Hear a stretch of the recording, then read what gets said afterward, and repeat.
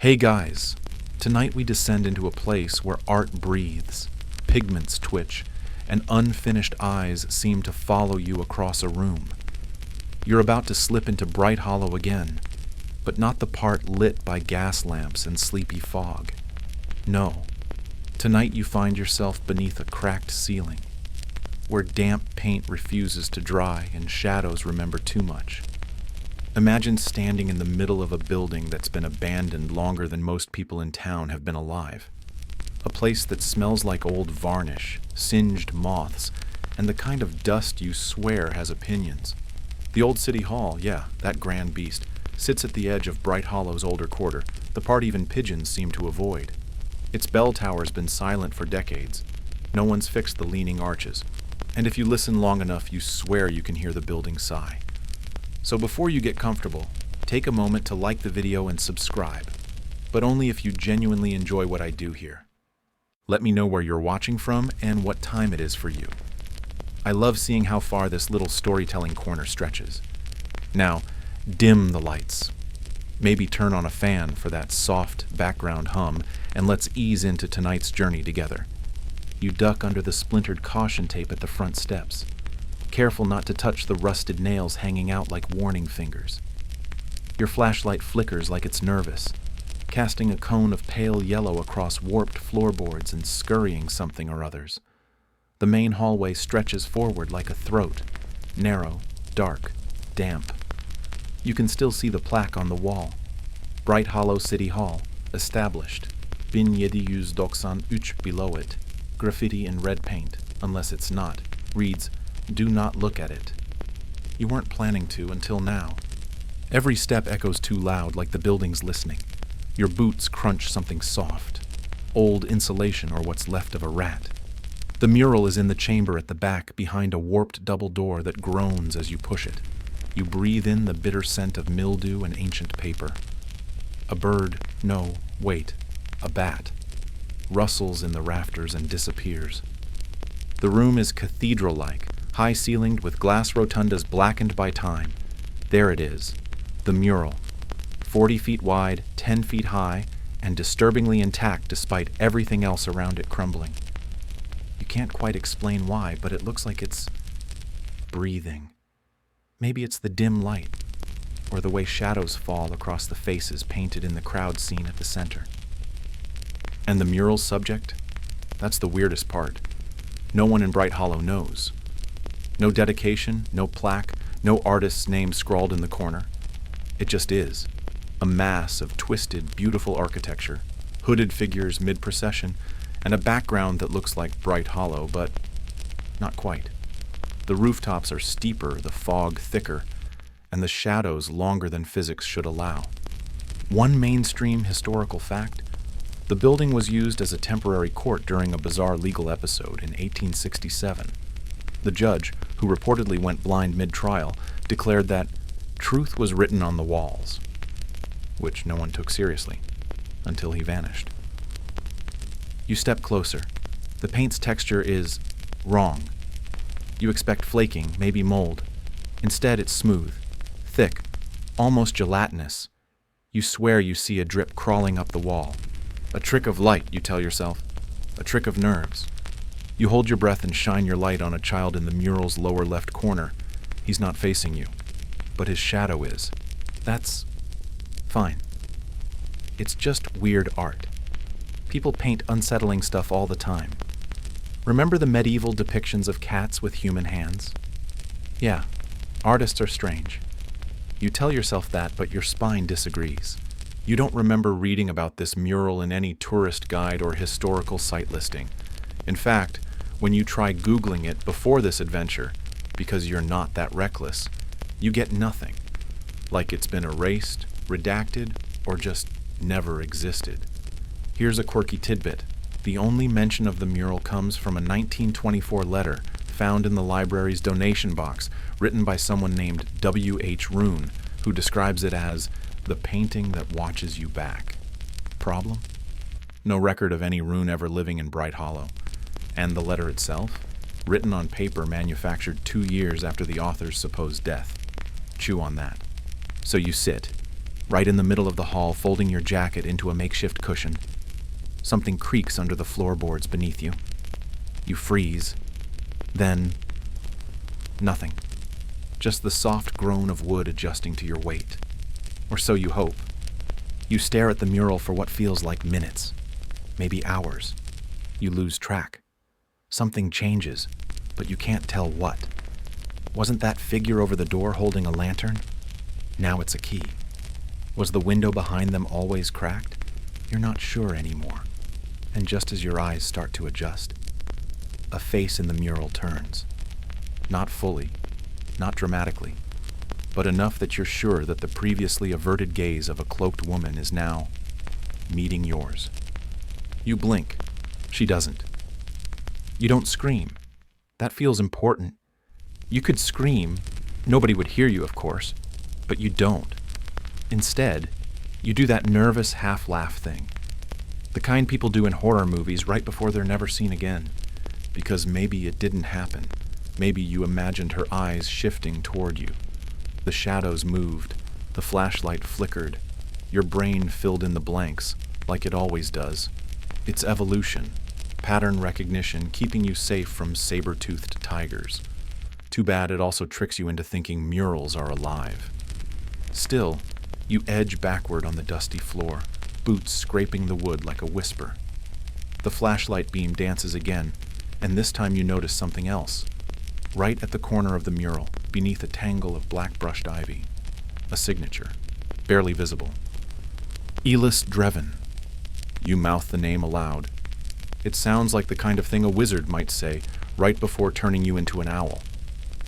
According to a crumbling court record dated 1810, an Elis Dreven was commissioned by Brighthollow's mayor to produce a work to reflect our city's glory. But the payment was never completed. The record ends abruptly. No follow-up, no notes. Just a blot of ink and a smudge where someone may have tried to erase the rest. You find an old article from a 1907 regional newspaper that mentions Dreven once more. It's only a sentence, buried in a column about local mysteries.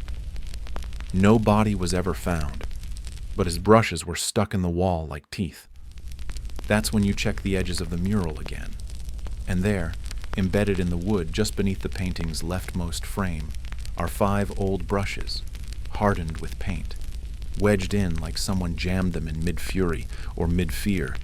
And you remember something else. A lesser-known historical fact. In some 18th century towns, artists were viewed as liminal figures, dangerously close to sorcerers, especially muralists. Why? Because they created worlds that people could step into, if only in their minds. Some towns even had laws forbidding large-scale paintings indoors, claiming they invited spirits with no doors. Brighthollow had no such law. Not then. You stand there staring at Dreven's signature. You don't even notice you've started humming. Just a low, tuneless drone. And when you do catch yourself, you stop immediately. You don't hum, not even in the shower. So why now? Because something about that name sticks in your throat. Elis Dreven. It loops in your brain like a cursed melody. You sweep the room for more clues. Tucked behind a broken chair leg is a notebook. Well, half of one. The pages are warped and stuck together with mold, but a few lines are readable. They're written in frantic slashes of ink. He wouldn't stop. He said it had to be finished, said the eyes wouldn't rest until they were seen. Another entry. The mural sees you back. He painted from memory, he said. But the things he remembered, no one else ever lived. And then, the final legible page. It moved again. Not just the shadows. The whole scene shifted. The man who used to look at the gate is now looking here. Your flashlight flickers one last time and dies. You stand there, pitch black, heart pounding, breath slow and careful. Then you remember you have your phone. You flick on its flashlight, and that's when you notice the eyes again. The woman who turned to look at you, she's now smiling. Not a warm smile. Not a good job you found me smile. That's enough for now. You back toward the door, but your foot catches something on the floor, a trapdoor handle, half hidden under a rotted rug. You didn't see it before. You kneel. Tug it groans like it hasn't been opened in centuries. Underneath, stairs, crumbling stone ones leading downward. You consider your options. You could go home, pretend none of this happened. Blame mold for your hallucinations and watch cooking videos until the sun comes up. Or you could go deeper. You point the phone light downward and step onto the first stone stair. A cool breeze hits your face, earthy and bitter, like old clay and burnt matchsticks. You count each step as you descend. Of course it's 13. At the bottom, you find a locked iron gate, and beyond it, a room. You can just make it out, an easel, a chair, and a half-finished mural. No, wait, not half-finished, half-painted over. Someone tried to hide it. Historians still argue whether artists in the early 1800s ever used certain mineral pigments because of how volatile they were. Some could burst into flame in sunlight, others were known to cause hallucinations after prolonged exposure. But what if Drevin used them anyway? What if this is what they were for? You rest your fingers against the bars and feel a pulse. Not metaphorical, not emotional. A real, throbbing pulse like the mural is alive. Or something behind it is. Then your phone buzzes. Battery, 3%. You have maybe a few minutes of light left. And that mural behind the bars? You swear it just blinked. You don't waste time. The second the mural behind the iron gate blinks, yes, blinks, you bolt. But not all the way out. Not yet. You scramble up the stairs, dragging the trapdoor shut behind you with a slam that echoes like a cannon. The sound rolls through the empty city hall like a warning. Like the building itself is annoyed you found that room. Back in the main chamber, your breath fogs the air, which doesn't make sense. It wasn't this cold a second ago, but now you can see your breath swirling, dancing in tight, unnatural patterns as if responding to some current that doesn't exist. Your phone battery's down to 2%, but the flashlight still works. For now. You sweep the beam across the mural again. The smiling woman, gone. You rush forward, desperate, confused. She was right there. Where did she go? You press your face closer to the wall, squinting at the painted crowd, and then you see it. In the very back of the scene, barely visible through a shadowed archway that definitely wasn't there before, is a figure. Cloaked. Female. Smiling. She moved. You jerk backward. Your spine hits the cracked wainscoting hard, and a puff of powdered wood erupts behind you. You wince, coughing. Then you notice something else. Something subtle. The mural's color. It's warmer now. The reds are redder. The golds glimmer more. You swear the whole thing has gained a layer of depth it didn't have an hour ago. The bricks in the painted buildings cast shadows. The clouds swirl. One of the trees waves just slightly, in a wind you cannot feel. It shouldn't be possible. Pigment shouldn't shimmer. Paintings don't breathe. You move your flashlight closer and watch. Really watch. And that's when it happens again. The colors twitch. Not like a glitch, not like a trick of your eyes. They shift, as if reordering themselves, obeying rules you don't understand. One of the men in the scene, previously hooded and faceless, now has a mustache. Another, painted in the act of kneeling, is standing upright. A child once clinging to a painted parent is now alone. You step back, heart galloping. What if Drevin didn't invent the images? What if he was summoning them? And that's when you hear it. A laugh, not loud, not echoing, just close. A breathy human chuckle coming from behind the mural itself. You freeze. Every muscle locks. You press your ear to the cold plaster. Silence now. But you know what you heard. You back away slowly, only to trip over something on the floor. A candle. One of a dozen. They're in a circle. You hadn't noticed them before, but now they're everywhere. Small, squat, half melted, surrounding you. You kneel and pick one up. It smells like herbs? Cinnamon? No, something stranger. Juniper and rust. There's a folded slip of paper wedged under the wax. You unfold it carefully. A single sentence. Do not let them finish the wall. That's comforting. You shine your light toward the far end of the mural where several figures remain incomplete. There's an archer without a face, a woman missing her lower half, a cloaked figure drawn only in outline. And in the center of it all, one unmistakably blank shape. Your shape. You know it's you because of the detail, the satchel slung across the body exactly where yours hangs now, the boots, the phone, and just beginning to emerge, your face. Nope. You bolt to the supply closet. It's always locked in horror stories, but somehow, miraculously, it isn't. Inside, dust-choked and crammed with mildew-covered tarps, is what you're looking for. A can of paint thinner. You're half certain it's a bad idea. Also half certain it's the only idea. You run back to the mural, pop the lid, and slosh a handful of thinner directly onto your half-painted form. It sizzles. The paint doesn't run. It burns. Not with fire, but with light. The shape on the wall shrieks, not aloud, not in the room, but in your head, like a migraine scream. And suddenly, the whole mural pulses. You stagger backward. Your phone dies. Total darkness. And yet, the mural glows. A soft bioluminescence now outlines the figures. Not just painted light, real light. Their eyes shimmer. Their weapons gleam. The wind-painted trees rustle in a breeze that now moves your hair. Fringe scholars have long debated whether certain living murals in Europe were based on misunderstood memory palaces or something darker. Places painted so vividly, so obsessively, they became containers for the minds of the dead, or worse, the living. You stumble toward the door, hand on the knob, but it won't turn. It's fused, not locked, absorbed. Wood and brass melted into each other like they were always one.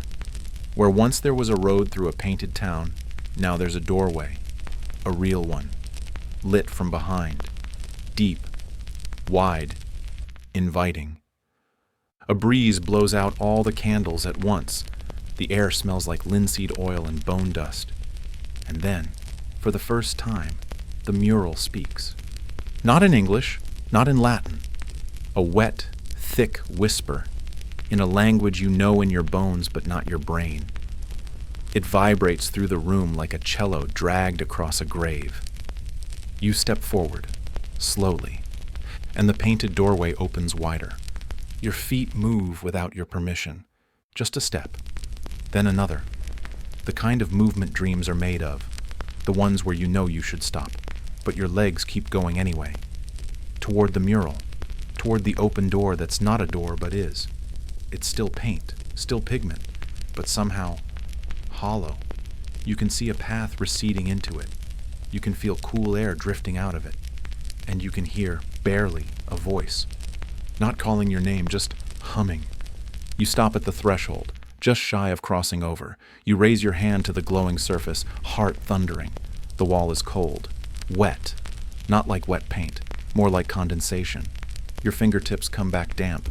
There's a scent now, rain on stone, soil after fire.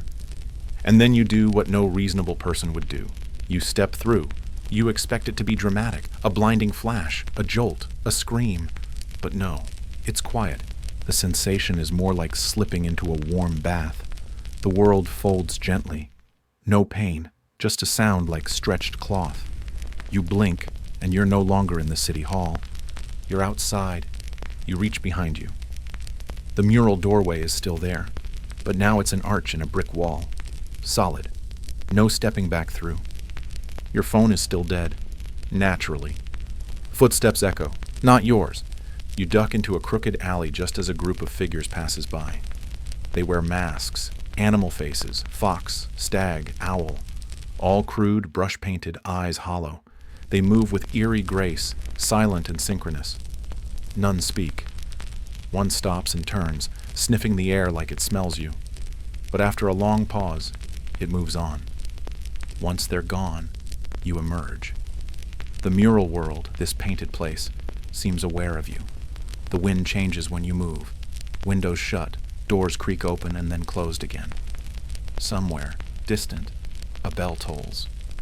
And now you understand a bit more about why Dreven's name was buried, why no records remain, why those few scribbled warnings all whisper the same thing.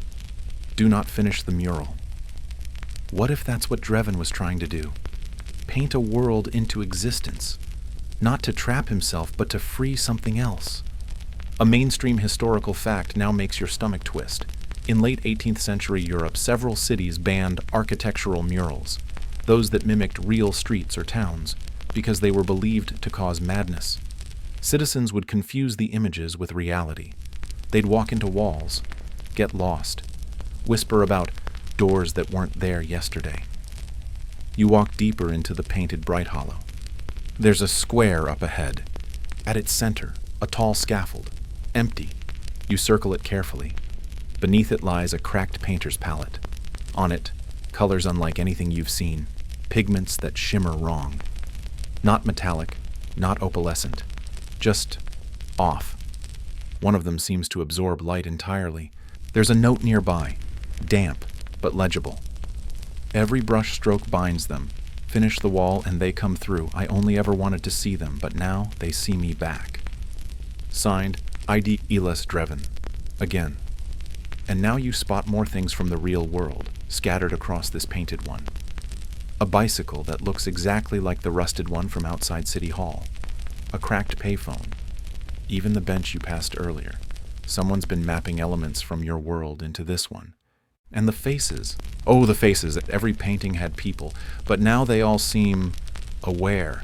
You pass a bar, and every figure inside turns to look at you dead still. Behind a curtain, a painted child pulls it aside, peeks out, and vanishes. It's not subtle. They know you're here. You remember that bit of trivia about murals in certain ancient cultures being not just art, but contracts. Literal pacts between the living and the divine. What if Dreven had stumbled upon something similar? What if his mural wasn't meant to depict Brighthollow, but replace it? Historians still argue whether the tale of the Polish village of Sleep-Brighthollow being painted into safety is truth or allegory, but some fringe scholars claim they sealed themselves into the art to avoid a coming war. That maybe, if the real world was doomed, the painted one was a sanctuary, or a prison. You hear music now. A violin, sharp and fast, almost a waltz, but jagged, like it's missing beats. You follow the sound until you reach the edge of a small pond. The violinist is there, or rather, the painting of one. He's painted mid-bow stroke, lips curled into a smile. But his eyes, they glisten, wet, real, blinking. You lean in, and the music stops. The violinist tilts his head, an actual movement, and smirks. You step back, horrified. But behind you now, the town has changed. Where you walked before, the streets no longer exist. The route is different, more twisted, like the place is repainting itself around you. And then you feel it, not fear, not yet, but gravity, as if the world is trying to hold you. The mural's laws are not your own. And as your heart quickens, you glance up at the sky and see a familiar face in the clouds. Yours. The clouds ripple like stirred cream, and there, floating in the sky, indistinct yet unmistakable, is your own face. Not serene, not asleep, but watching. The expression isn't blank either. It's calculating. Lips slightly parted, eyes squinted, like it's trying to recognize you. You duck under an overhang, heart hammering. But it's no better here. The wood above you groans, not from wind or age, but from something shifting in the painting's rules. It smells like dust and turpentine. You grip the corner of a painted barrel, only for your fingers to sink slightly into it. Like paint, not wood. The laws of physics are becoming more of a polite suggestion. You move quickly, avoiding windows and doors, unsure if what lies behind them is wall or worse. As you pass through a crooked plaza, a woman in a red shawl turns to you from her stall, lifts a painted apple, and in one fluid motion blows on it. A puff of pigment scatters into the air like pollen. Your lungs burn immediately. You cough, and she smiles, wide, all teeth, no joy. That's the last straw. You run. You don't know where to, but your instincts are screaming. You follow what looks like a side alley, one that curves tightly between two buildings that lean together as if conspiring. The air grows warmer, the light richer. Everything is becoming more mural-like by the second. You slide to a stop when you see it. A doorway, brick and wood. Familiar. It's the entrance to the city hall. From the inside, you blink. You're back? Did the mural fold? Did you somehow escape? But then your stomach drops. Because it's not your world's version of City Hall. It's the painted version. A perfect copy, but slightly wrong. The bricks are a little too neat. The ivy creeps in symmetrical patterns. The shadows fall at impossible angles. And worst of all, the door stands open waiting for you. Inside, the grand mural room is darker than you remember. As you step through, your footfalls echo too long. You reach the mural, or rather, its copy. And it's complete. No missing figures now. Everyone's finished. Sharp, vivid, alive. Including you. Your painted self is front and center. Not half finished like before. Not partially erased by paint thinner. Fully detailed and smiling. No, grinning. And one hand is raised, index finger pointed directly out of the painting. At you. Your knees nearly give. It's too much, too surreal. But a part of your brain still claws for sense. Some piece of this puzzle has to be real. You close your eyes, take a breath, and when you open them, you notice something. A ladder. Against the far wall. It leads up to a loft you didn't see before. A small door is built into the brick. You climb. At the top you find a room, dust-choked, lined with old books, journals, brushes, palettes, and a single oil lamp still burning. No heat, just steady golden light. On the desk, a canvas, rolled. You unroll it, trembling. It's a second mural. Smaller, rougher, unfinished. But it shows Brighthollow City, before Dreven's hand touched it. You can see differences everywhere. The church used to be taller. The plaza had a well. And the mural wall, it wasn't there at all. There's a diary beside the canvas. It's Dreven's. You flip to the marked page. The painting remembers. I only painted what I saw. But then it changed. Grew. Asked things of me. The people moved when I slept. The city whispered. I can no longer tell if I'm dreaming, or if the painting dreams me. There's a second note, pinned behind it. Destroy the source, beneath the palette. Burn it, or we stay forever. That's when you hear the violin again. Closer now. Descending the stairs, you whirl. You slam the loft door. You barricade it with a shelf. You don't have long. You rip through the room, searching for what beneath the palette means. Under the desk, number behind the drawers, number then you find it. A trap door, different from the first. This one is tiny, metal-rimmed and cold. You pry it open. A shaft drops downward, farther than the building should allow. Too far, blacker than shadow. No choice, you climb in. The ladder feels endless, but at the bottom you drop onto a dirt floor. It smells old here. Not just age old, time old. And before you stands an altar, painted stone. And atop it, a palette. Ancient. Cracked. Dried with colors no one should ever mix. Colors that shimmer like fever. You approach, and then you hear it. A child's voice, whispering. Don't break it. If you break it, they wake up. If you burn it, they follow you back. The air thickens. You turn. There's nothing there. Just the feeling that something very small is hiding in the corner of the room. Watching. Maybe it's Dreven. Maybe it's your mind fracturing. Either way, your hand is already moving. You grab the palette.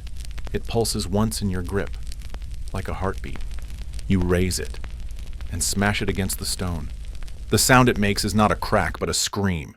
Paint sprays out in all directions. The altar groans, the walls tremble, and in your mind, for a split second, you see every face from the mural turn toward you, simultaneously, even your own, especially your own. Then, silence, silence, but not peace. It's the kind that feels like something is holding its breath.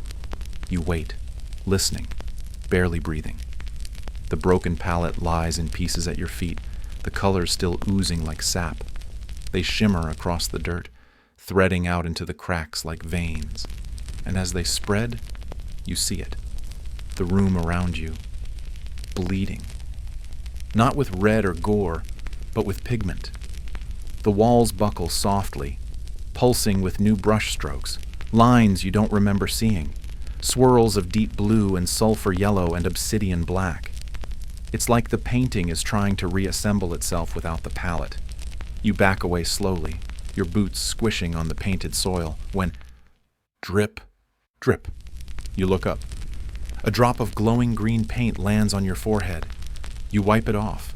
It stains your skin. It doesn't feel wet. It feels aware. And then you hear the laugh. High, childlike, but not innocent. You whip around, and now there's a figure standing near the altar. Not tall, not large, barefoot, wearing a smock that drips with color, head tilted to the side, as if trying to understand what you've done. It's a child, or it was once. Its eyes are wide and milky, like twin swirls of watercolor dropped in milk. It smiles, and the teeth are all the wrong lengths. You broke it, it whispers. Now we remember who we were. You step back. Who's we? It doesn't answer with words. Instead, it lifts a brush from behind its back and draws a doorway in the air. One smooth arch of wet color. And behind that open stroke, a corridor of moving light. Not real light, mural light. You can leave now, it says sweetly, but something comes with you. And that's when you feel it. Something has latched onto your shadow. Not physically, structurally. It's like part of your outline has been borrowed, claimed. You remember that odd tidbit from an old traveler's account in the 15th century, of villagers who believed shadows were separate souls, that if you stood too long on certain patterns of tile work, your shadow could be stolen. You'd still walk, still speak, but the part of you that dreamed was gone. You move toward the painted door. It flickers, showing flashes of your world. A real hallway, fluorescent light, safety. You hesitate. What comes with me, you ask. The child smiles wider. Whatever finished the mural. You clench your fists. This is the part where most people scream, turn, run, or throw something wildly heroic. But not you. You're tired. Your legs ache. And frankly, you're done. You walk through. The sensation this time is different. Less warm, more electric. The mural peels back, layer by layer, until you drop onto a hardwood floor with a thud. You're back in City Hall. The real one. Fluorescent lights flicker overhead, dust motes swirl, and the mural, it's still there. But different. Now it's sealed. No gaps, no movement. Every figure complete, but subdued. Muted, like the paint's dried centuries ago. And your own face? Gone. You let out a breath, rising unsteadily. A custodian's voice calls out from the hall. "Hello, sir, are you all right?" You nod slowly, dazed, and manage, "Yeah, just checking something." They shrug and walk away. You turn back to the mural. It seems normal now, just a painting. But then you notice the smallest thing. In the bottom right corner, a child's footprint, in green, fresh. You press your hand to your chest. Something still feels off, like your bones are vibrating with low sound. You glance at your shadow. It's intact. Mostly. Mostly. You decide not to wait around. Outside, the sun has risen. The birds chirp. The city is awake. But something feels off-kilter. People's movements are too smooth. Pigeons land in perfect arcs. A dog on a leash turns its head in mechanical intervals. You walk faster. And then you see a billboard truck drive by, advertising a new gallery exhibit. The poster features a familiar name, Elis Dreven, The Hidden Works. And the centerpiece? A different mural, not Brighthollow, but the same hand, same palette, same rules. It's on display, starting tonight. Historians still argue whether Dreven was insane, cursed, or touched by something divine. But you know better now. He wasn't trying to escape. He was trying to warn us, but his language was paint. And we just kept interpreting it as art. You glance down.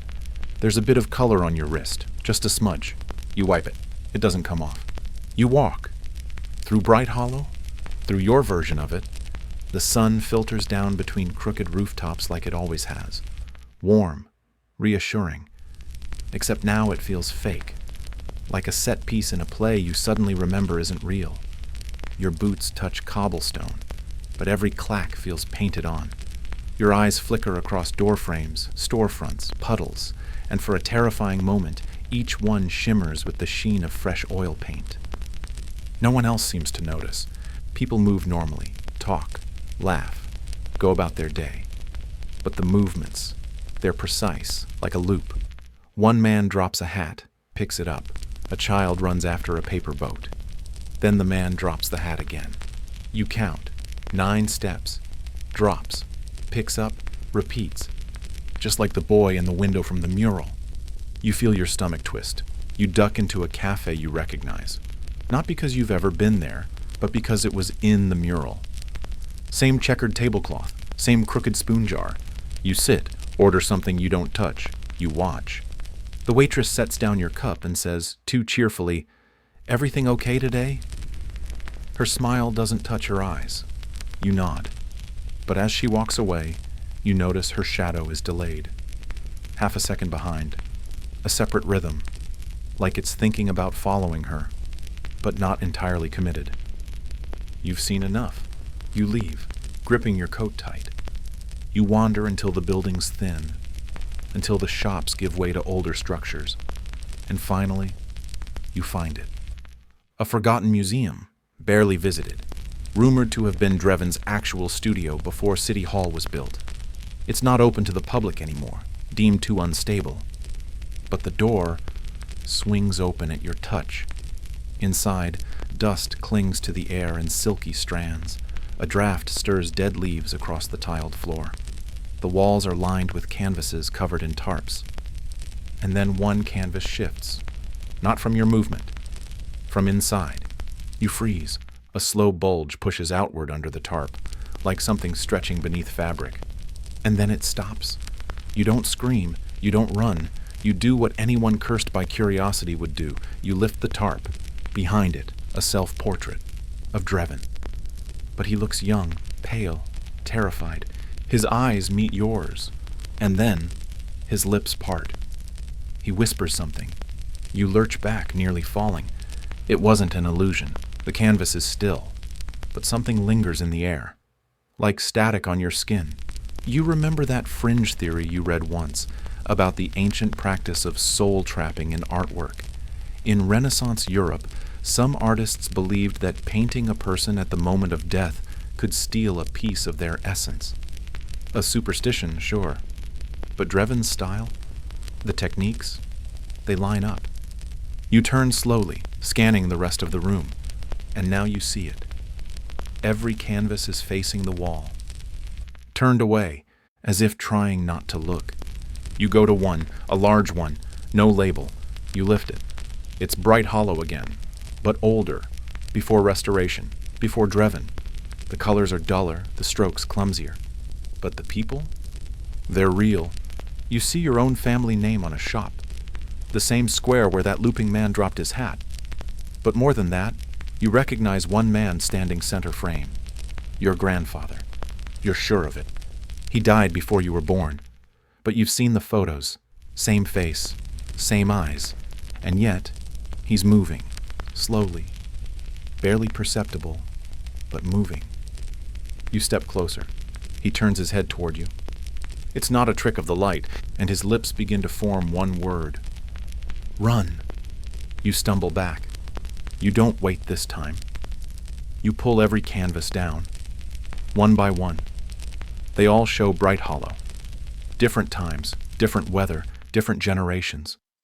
As if someone, Dreven, was trying to catalog not the city as it is, but the city as it was, layer by layer, time, as a painting. But each version is slightly more distorted. A child missing its eyes, a horse with 3 legs, buildings that loop in on themselves.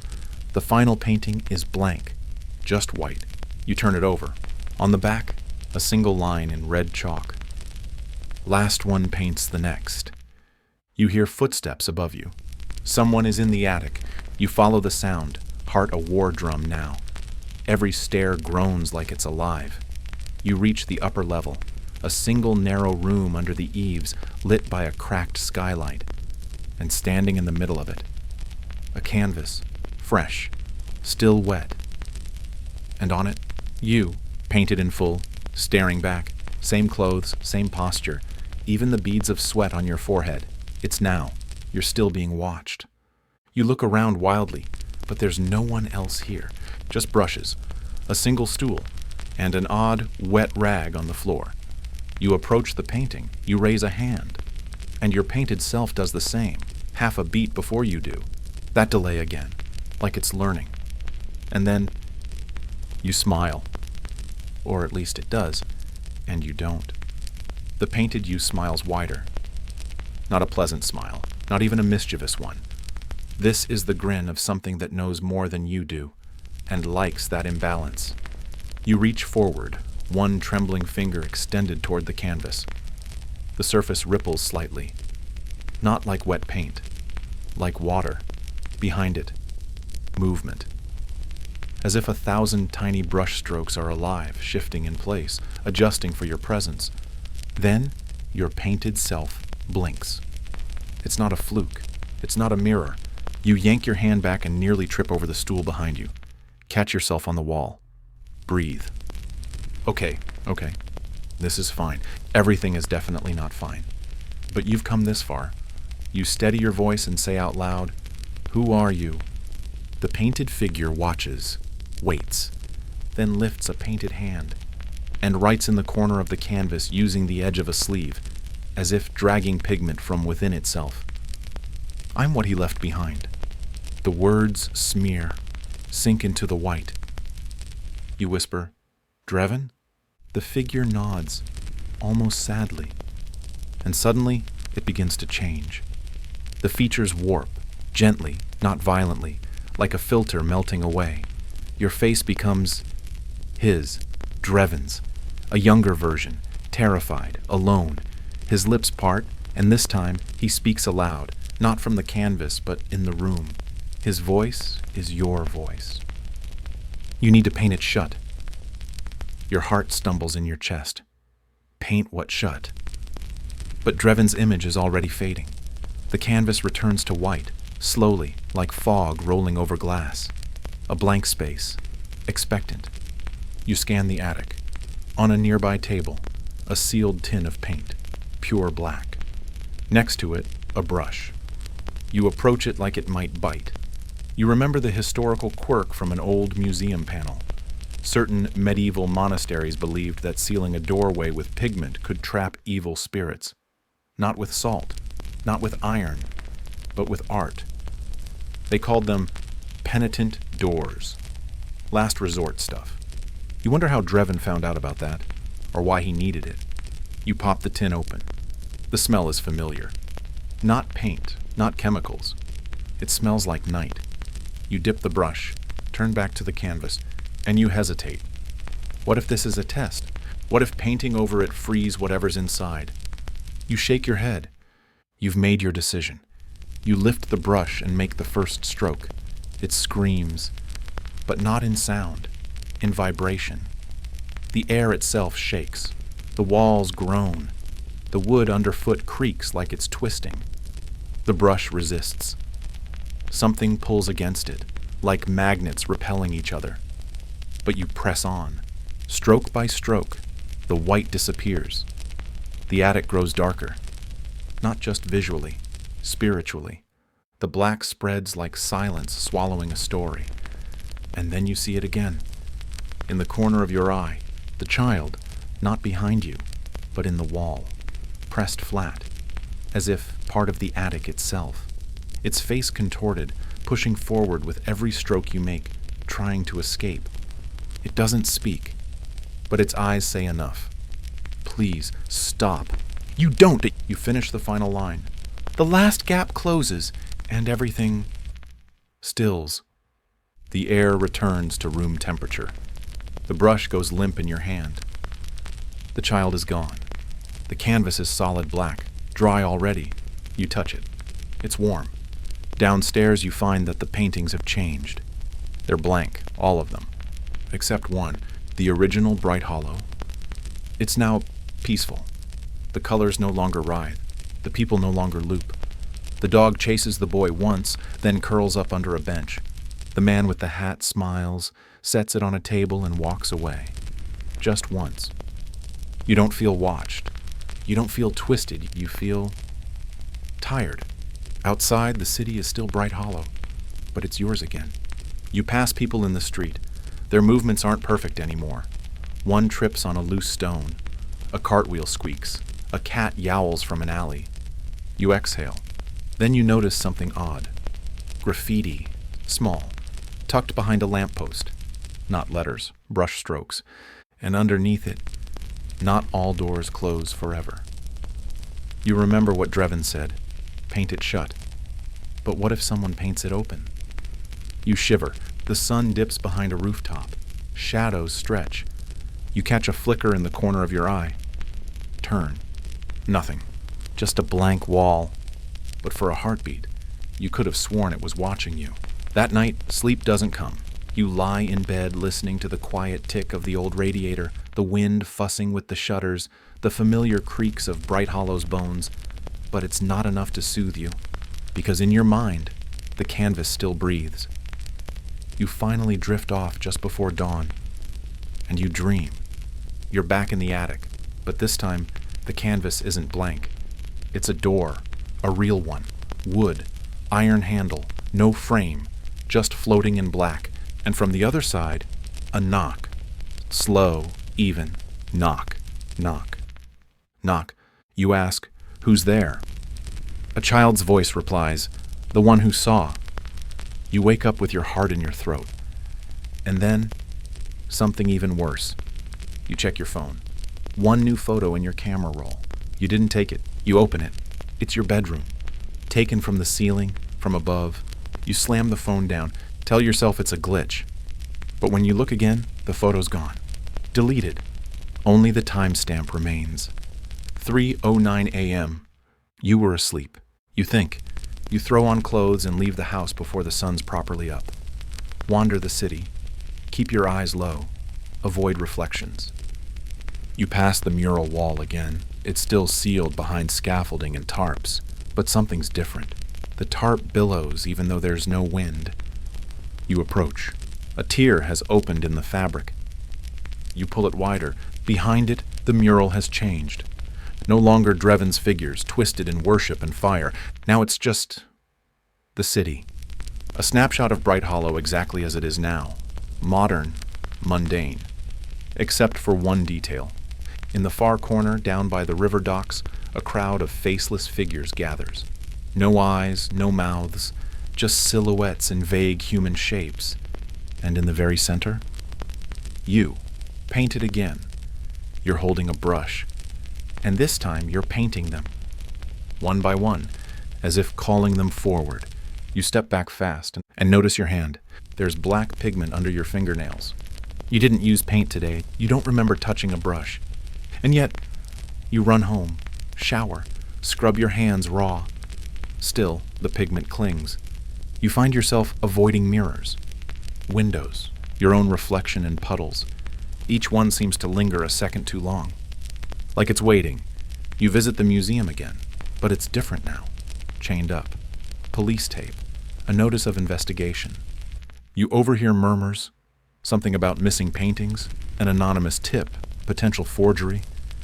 They say Drevin's last works might have been stolen, or maybe they were never real.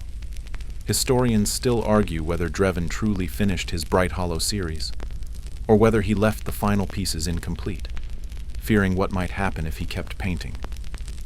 You know the truth. You were in one. Back at home, you find the black canvas in your basement. It wasn't there before. Still wet, still waiting. You wonder, for a terrible moment, if you've become what Drevin feared, the next in line. That phrase comes back to you.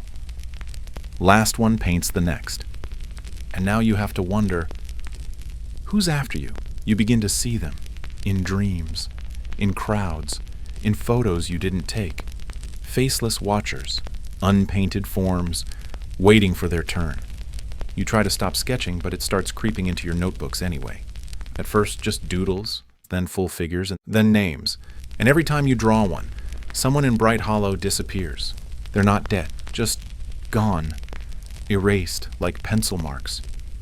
No one remembers them, except you. The child from the mural comes back in your sleep now. He never speaks anymore. He just stands by the canvas door, holding a brush. His eyes, those blind ink-filled sockets, are sad. Not cruel, not angry, just tired. You think he's waiting for you to take the brush from him, pass it on, but you're not ready. Not yet. The curse isn't just in the mural, you realize. It is the mural. Or maybe every mural. Every city, every story. An old belief once held that certain images weren't just depictions, but invitations. That if something was painted well enough, with belief and repetition, it became a doorway. Maybe Brighthollow was never just a city. Maybe it was painted into being. And you? You're just its next brushstroke. You stop leaving the house. At least, not without gloves, not without covering your eyes in reflections, not without brushing your sleeves across any surface you might accidentally imprint. You're not paranoid. You're just aware now. You know what happens when images linger. The curse isn't loud, it's subtle, insidious, like mold behind a wall or a cracked foundation you only notice after the house leans. Your sketchbooks are sealed in boxes. You keep them in the freezer. You laugh when you do it, because it's absurd, but also because it's the only thing that makes you feel like maybe the curse needs warmth to grow, like a fungus or faith. Still, every few days you wake up with graphite on your fingertips. One night you sleepwalk to the attic again. You don't remember climbing the steps. You just wake up standing there in front of a canvas that shouldn't exist. It's blank. But your name is etched in the bottom corner. Not signed, carved. You turn to leave, but the stairs are gone. Not metaphorically, not poetically. Just gone. A smooth wall where the door used to be. Then the painting ripples, and in it, you see your life. Not like a memory montage, not like a flashback, more like a map. Moments stretched across a painted street. Your childhood bedroom. Your first day at Brighthollow. That one late night at the Riverside Cafe you never told anyone about. Your mistakes. Your almosts. Your regrets. All lined up like storefronts, and in the shadows between, faces, watching, learning. They're not cruel, not kind, not even curious, just hungry. You blink, and the canvas returns to white. A knock at the wall. Behind you, you turn. The stairs are back. You don't question it. You run. You don't tell anyone. Because who would believe it? But slowly, signs start appearing across Brighthollow.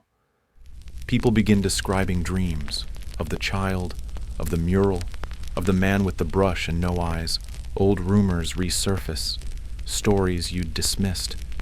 An underground chapel discovered beneath the city square with frescoes painted on the ceiling. Every figure in agony. Everyone bearing a resemblance to people still alive. An archive fire that consumed half the historical records of Brighthollow, except for a single preserved page stuck to the bottom of a fireproof drawer. On that page, a sketch, crude, a faceless figure holding a paintbrush, standing above a sleeping city. Written in the corner, in darkness, he drew. Historians argue whether this was Dreven's earliest sketch, or a warning left by someone else entirely. There's no proof, of course, no photographs. They always come out black. The museum reopens, but they don't display the mural. They say it's too damaged. You know better. It's waiting. You begin noticing something else now, something no one else talks about. All across Brighthollow, walls with fresh white primer, corners scraped clean, buildings with massive, untouched surfaces facing the streets, canvases, waiting to be filled. You pass them and feel tempted. It's not evil. It's not even compelling in the dramatic sense. It's inviting, comforting. like returning to a language you'd forgotten you spoke. You dream again. This time you're holding the brush. The child is gone. There's a blank wall in front of you. Your hand moves without instruction. And what do you paint? You paint the future, but not your future. Brighthollow's. A future no one else will know until it happens. You wake up, go to your window, look out, and it's exactly what you painted. The same people, the same light, the same cracked coffee cup on the cafe table across the street. You didn't create it. You just saw it first. You wonder, is that what Drevin was doing all along? Not damning the city, but documenting it. Brighthollow was always cursed, perhaps. And the painters? Just witnesses, mediums. You still don't paint. You won't. But you keep the brush, just in case. Because you've learned one last thing. Curses aren't always punishments. Sometimes they're invitations. And all it takes to RSVP is a single stroke. Now. Slow your breathing. You're still here, safe, not painted, not erased, just listening. Let your shoulders drop a little. Let your jaw unclench. You're not trapped in a mural. The floor beneath you is solid. The walls aren't shifting. The shadows stay still. Even Brighthollow, as haunted and tangled as it feels, is just a story right now. A canvas of sound and suggestion. And it's done. The last brushstroke has been laid down. For tonight. You might still feel the echo of that attic, the hush of that silent child, or the pull of a pigment-drenched door. But those things stay behind when the lights come on, like mist burning away with the sun. If your heart's still racing, that's okay. That means you were paying attention. That means you were alive inside the story. And isn't that its own kind of magic? Tomorrow, the world will look normal again. Paintings will just be paintings. Walls will stay walls. And that strange itch in the back of your mind, just sleepiness probably. So settle into your pillow now. Let the hush of the room wrap around you. Let the story drift further and further out into the quiet. And if you dream of Brighthollow, well, maybe just don't accept any brushes. Good night, brave listener.